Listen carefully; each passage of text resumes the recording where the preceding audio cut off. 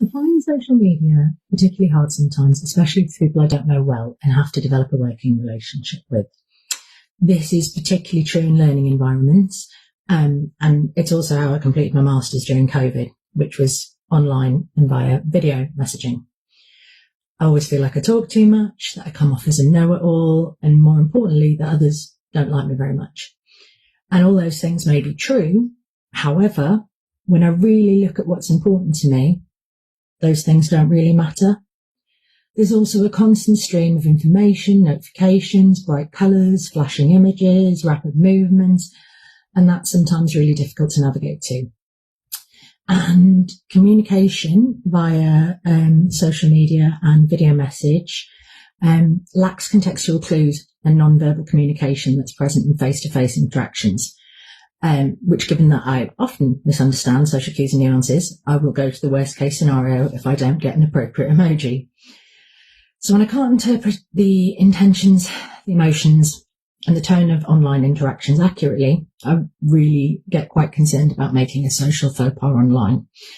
And relying on likes or responses or emojis to reassure myself I got a particular communication right, it's exhausting and it really hits the self-confidence. And I feel like I'm constantly curating a best self, and it makes me feel inauthentic and a little bit isolated. There's also an expectation to be able to respond in real time without time to process, and that takes up a lot of mental bandwidth.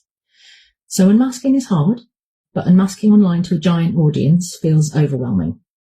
So I tend to put myself back in an apologetic box, trying desperately to avoid offending people I barely know. I don't think for a second that that's healthy. So I'm going to try a little experiment. I'm a member of some great online communities and forums specifically dedicated to neurodiversity, and I'm hoping these spaces can provide understanding, acceptance and support from individuals who share similar experiences. I'm going to make a start by unmasking there and seeing what happens. So I'm a great believer in radical honesty over tactful white lies, but in my experience, this isn't the norm. So I'm going to be brave and take a major step to being my authentic neurospicy self online, and have faith that some folk out there will appreciate that, and I can find some new members of my tribe. And I will let you know how it goes.